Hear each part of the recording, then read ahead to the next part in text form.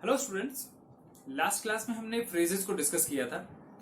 आज की क्लास में भी हम क्लॉजेस को डिस्कस करने वाले हैं और मैं बोर्ड पर कुछ सेंटेंसेस लिखता हूं।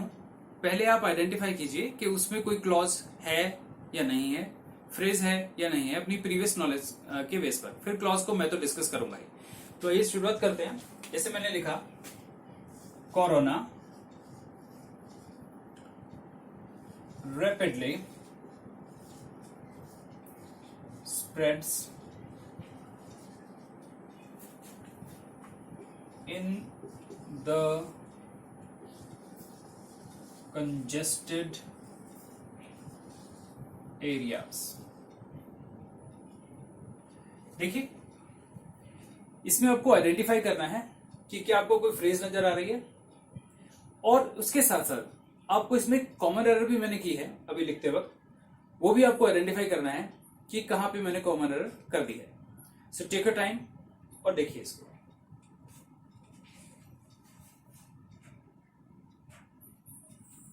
सो आई होप गाइस आपको इसकी फ्रेज भी आपने आइडेंटिफाई कर ली होगी और आपको इसकी एरर का पता भी चल गया होगा। तो देखते हैं कहां पर एरर है। तो फ्रेज तो मैं यहां आपको दिखाता हूं, इन द कंजेस्टेड एरियाज। जो भी फ्रेज हमने लिखी, अभी इसको हमने आइडेंटिफाई कर लिया है कि कौन सी फ्रेज है ये एक एडवर्ब फ्रेज है। पिछली क्लासेस में हमने पढ़ा है नाउन फ्रेज, एडजेक्टिव फ्रेज और एडवर्ब फ्रेज के बारे में। जिन बच्चों ने प्रीवियस वीडियो नहीं देखी है, पहले वो अभी उन्हीं वीडियोस को देख लें ताकि उनको आगे के कॉन्सेप्ट समझने में कोई प्रॉब्लम ना आए। ओके, या पहले से जानते हैं तो अच्छा है। अभी देखिए, ये एडवर्ब ही क्यों होगी, एडजेक्टिव या नाउन फ्रेज क्यों नहीं हुई? क्योंकि इसने हमें बताया कि कोरोना जो है कहां फैल रहा है, राइट। ये हमें वेयर का रिप्लाई कर रही है। तो जो फ्रेज हमें वेयर का रिप्लाई करती है वो एडवर्ब फ्रेज होती है। ओके, अब देखते हैं कि इसमें कॉमन एरर कहां पर है। आपको मालूम चली गया होगा, तो आइए अब मैं इसका आंसर आपको बताता हूं। इसमें कॉमन एरर है इस पार्ट में। देखिए, ये जो रैपिडली है, रैपिडली का एडवर्ब है, राइट। कौन सा एडवर्ब है आप सभी पढ़ते हैं, तो मैं आपको बता दूं कि ये है एडवर्ब ऑफ मैनर। वो किस तरह से फैल रहा है, कोरोना किस तरह से फैल रहा है, ये वर्ड उसको बता रहा है। रैपिडली में तो बहुत तेजी से फैल रहा है, तो ये मैनर को बता रहा है, राइट। तो सिंपल है, ये एडवर्ब ऑफ मैनर हो गया।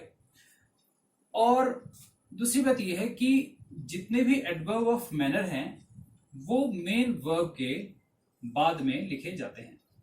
तो इसकी प्लेसमेंट गलत हो गई, इसको यहां प्लेस किया जाएगा। Corona spreads rapidly in the congested areas. तो ये इसकी कॉमन एरर थी, राइट।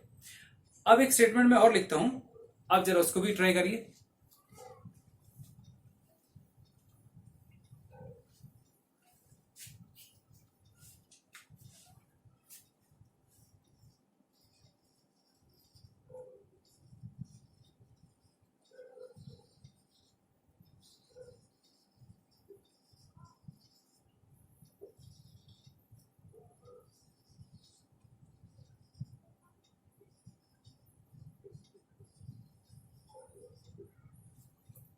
ओके, इसमें आइडेंटिफाई करिए कितनी एडवर्ब हैं और क्या एरर है इसमें।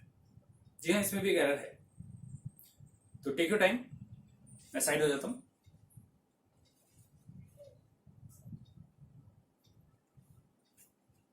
देखिए, आप में से बहुत सारे लोगों ने इसका आंसर फाइंड आउट कर लिया होगा। बहुत ही आसान क्वेश्चन है। इस तरह के क्वेश्चन कई बार मल्टीटास्किंग स्टाफ के एग्जाम्स में, या जो 12th लेवल का एसएससी का एग्जाम होता है, अक्सर इस तरह के क्वेश्चन आते रहते हैं। बहुत सिंपल सा इसका सॉल्यूशन है। देखिए, सिंपल क्या है कि ये जो वर्ब है स्प्रेडेड, ये एग्जिस्ट ही नहीं करती, स्प्रेडेड होता ही नहीं। सेकेंड फॉर्म, राइट, वो स्प्रेड का स्प्रेड ही होता है। तो ये बहुत सिंपल सी मिस्टेक थी, तो जिनको नहीं पता उनको वो नोट कर लें इसको। Corona spread rapidly in China last year. तो लास्ट ईयर चाइना में बहुत तेजी से फैला था, राइट। अब इसमें एडवर्ब देखते हैं कहां पर है। एक एडवर्ब मैंने आपको बताई थी, ये एडवर्ब है, राइट। और कोई एडवर्ब नजर आ रही है आपको? नहीं आ रही? कोई बात नहीं, देखते हैं। ये है कि इन चाइना, ये भी तो एडवर्ब है। इसने क्या रिप्लाई किया? इसने वेयर का रिप्लाई किया कि भैया कहां फैला था, राइट। और कोई एडवर्ब दिख रही है इसमें? अब कोरोना था एडवर्ब नहीं हो सकता, राइट। फिर कौन बचा? Last year, right. सो क्या लास्ट ईयर कौन सा पार्ट ऑफ स्पीच है?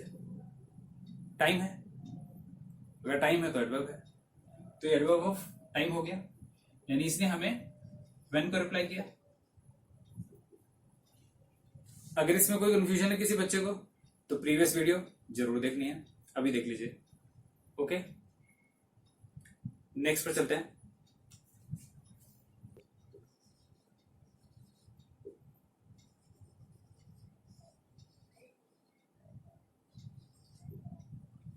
देखिए, ये स्टेटमेंट मैंने लिखी है, सच है झूठ है पता नहीं, लेकिन मैंने ये लिख दिया इसको कि कोविड-19 spreads rapidly is not true anymore. आपको समझ आ गई? तो इसमें मैंने एक कॉमन एरर कर दी है, तो आपको आइडेंटिफाई करना है कि ये कहां पर हो गई मिस्टेक। तो take your time, right.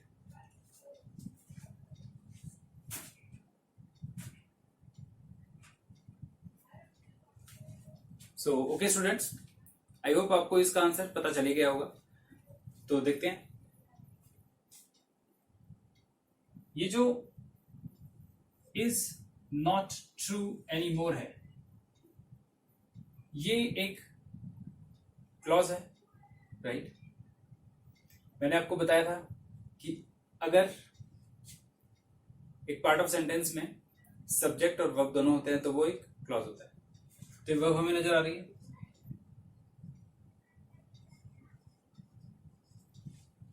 Right, main verb है। अब ये मत बोलना ये हेल्पिंग वर्ब है, क्यों नहीं बोलना है वो मैं डिटेल में डिस्कस वर्ब के चैप्टर में कर दूंगा, लेकिन फिलहाल ये मेन वर्ब है। ओके, उसके बाद सब्जेक्ट क्या है इसका? तो जो वर्ब से पहले लिखा होता है वही सारा सब्जेक्ट होता है, राइट। ये सब्जेक्ट है, ये वर्ब है, सब्जेक्ट के बाद ये प्रेडिकेट हो गया कंप्लीट यहां से यहां तक, तो ये तो मेन क्लॉज हो गई। ये एक प्रिंसिपल क्लॉज है, इंडिपेंडेंट क्लॉज है, राइट। कैसे है डिटेल में डिस्कस जरूर करेंगे। सो ये तो उन बच्चों के लिए है जो ऑलरेडी जानते हैं। सो जिनको नहीं मालूम है, सो डोंट गेट कंफ्यूज्ड, मैं सब चीजें डिटेल में बता दूंगा आपको। अब देखिए, ये जो सब्जेक्ट है इज नॉट ट्रू एनीमोर, ये सच नहीं है, राइट। लेकिन मैंने देखा कि अगर ये मेन क्लॉज है, यहां से यहां तक जो लिखा सब्जेक्ट है, तो इसमें भी तो एक सब्जेक्ट है और एक वर्ब है, जिसका मतलब ये भी एक क्लॉज है, राइट। तो दो मेन क्लॉज तो हो नहीं सकते, तो इसको बनाना पड़ेगा सबऑर्डिनेट क्लॉज। तो इसको सबऑर्डिनेट क्लॉज बनाने के लिए हमें कौन सा वाला क्लॉज बनाना पड़ेगा? सब्जेक्ट कौन बनेगा? Noun clause. सब्जेक्ट बनने का काम तो नाउन ही करती है ना भाई, तो नाउन क्लॉज बनाना पड़ेगा। अब नाउन क्लॉज बनाने के लिए हमारे पास बहुत सारी चीजें हैं, लेकिन जनरली हम दो चीजों का यूज करते हैं। कुछ भी यूज तो कर सकते हैं, लेकिन जनरली हम दो करते हैं, दैट, व्हाट। ये बहुत यूज होता है, वो तो बहुत कुछ सकता है, वेयर, व्हेन, कुछ भी यूज हो जाएगा, मैं आपको करके दिखाऊंगा, राइट। तो यहां पर हमें क्या करना पड़ेगा? इसके सामने दैट लगा दो, that covid spreads rapidly is not true anymore. समझ में आया? दिक्कत हो रही है? कोई बात नहीं, एक एग्जांपल और देखते हैं, समझ नहीं आ जाएगा।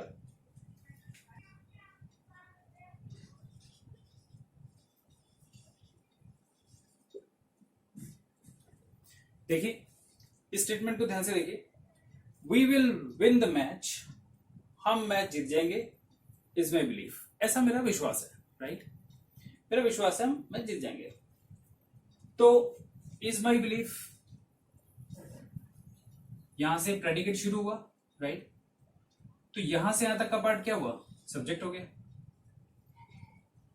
अब अगर यहां से यहां तक के पार्ट को सब्जेक्ट बनना है, यानी ये भी क्लॉज है ना, ये देखो सब्जेक्ट वर्ब आ गई तो क्लॉज है। तो अगर इस क्लॉज को सब्जेक्ट बनना है तो इसे नाउन क्लॉज बनना पड़ेगा। तो नाउन क्लॉज हमें कौन बनाएगा? That. That we will win the match is my belief. समझ में आया? ऑनेस्टली नहीं आया? अभी आएगा। लास्ट वाले सेंटेंस को मैं लिख देता हूं। It is my belief that we will win the match.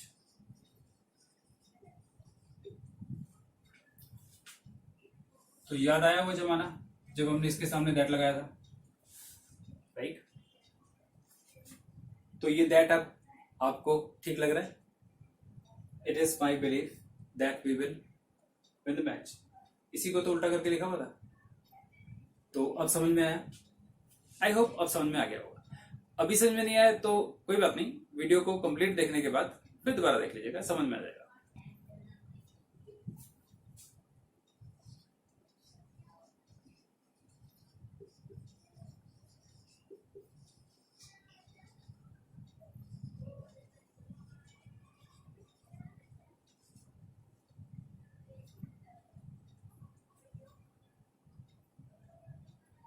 इसे देखिए, आई know that he is a good boy. I know main clause हो गई, that he is a good boy ये एक सबऑर्डिनेट क्लॉज हो गई, राइट? तो ये कंजंक्शन है, इसने जोड़ दिया इसको दोनों को। I know he is a good boy, इसको जोड़ने के लिए हमने दैट लगा दिया। तो ये एक क्या है? नाउन क्लॉज है, एडजेक्टिव क्लॉज है या एडवर्ब है? वही सेम तरीका है आइडेंटिफाई करना है जो फ्रेजेस में देखा था। ये काम क्या कर रहा है भाई? नो है, वर्ब है, तो वर्ब का ऑब्जेक्टिव बन रहा होगा, राइट? आई नो व्हाट की तो रिप्लाई है ये, और जो व्हाट के रिप्लाई होते हैं वो नाउन होते हैं। तो ये नाउन है तो नाउन क्लॉज है। बात समझ में आई? I know what? I know that he is a good boy. तो दैट लगाने से नाउन क्लॉज बन गई। कैसे यूज होता है पता चला? समझ में आया? नहीं आया? अभी एक एग्जांपल से और समझ में आ जाएगा।